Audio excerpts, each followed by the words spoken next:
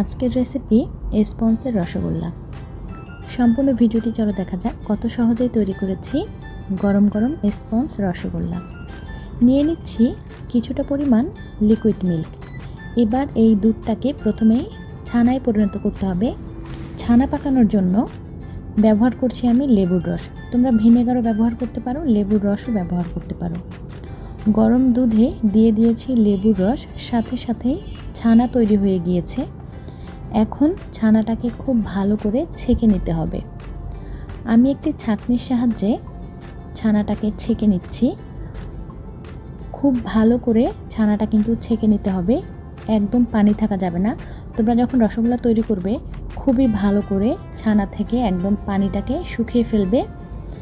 এরপরে খুব ভালো করে ছানাটাকে মেখে নিতে হবে। ডলে ডলে খুব ভালো করে ছানাটাকে আমি মেখে নিচ্ছি। ছানা মাখাটা যত সুন্দর হবে, নরম হবে, রসগোল্লা কিন্তু ততই সফট হবে, ততই ভালো হবে। এবার আমি হাতে ঘি মাখিয়ে একটা একটা করে রসগোল্লা তৈরি করব। আঙুলের মাথায় ঘি লাগিয়ে হাতে খুব ভালো করে ঘি মাখিয়ে নিলাম। এবার একটা একটা করে ছানার রসগোল্লা তৈরি করছি তোমাদের জন্য। ভীষণ মজাদার এবং খুব সহজ একটি রেসিপি। আমার এই ছোট্ট মাটির ছোট রান্নাঘরে তোমাদের সকলের আমন্ত্রণ। তোমরা কারা কারা গরম গরম রসগোল্লা খেতে চাও, এক্ষুনি চলে আসো আমার এই ছোট্ট মাটির ছোট্ট রান্নাঘরে।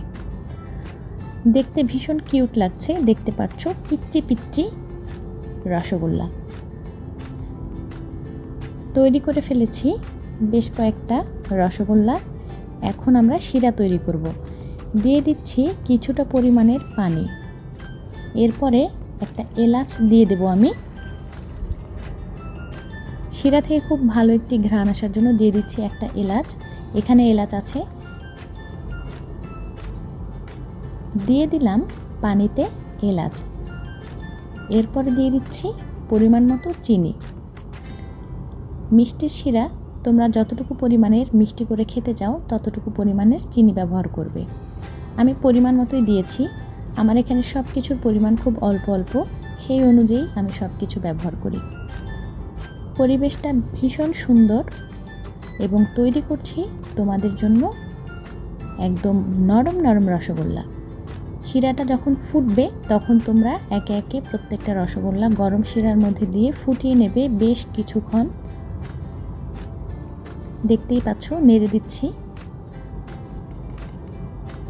15 থেকে 20 মিনিট অথবা 20 থেকে 30 মিনিট তোমরা মিডিয়াম আঁচে খুব ভালো করে এই মিষ্টিটা জাল করে নেবে। তৈরি হয়ে গিয়েছে আমার রসগোল্লা। এখন একটি মাটির পাত্রে ঢেলে নিচ্ছি। ভীষণ মজাদার স্পঞ্জ রসগোল্লা একদম পারফেক্টভাবে তৈরি করেছি তোমাদের জন্য। দেখতে যেমন সুন্দর হয়েছে, খেতেও কিন্তু ভীষণ মজা হয়েছে। এখন পরিবেশন করে দেখাচ্ছি। এরপরে তোমাদেরকে ভেঙে দেখাবো কতটা সফট হয়েছে। তোমরা কারা কারা এই ভীষণ মজাদার গরম গরম রসগোল্লা খেতে চাও, এক্ষুনি চলে আসো। ভেঙে দেখাচ্ছি তোমাদের কতটা সফট হয়েছে, একদম পারফেক্ট হয়েছে, দোকানের মতো স্পঞ্জ রসগোল্লা। তোমরা দেখলেই রেসিপিটা কত ইজি।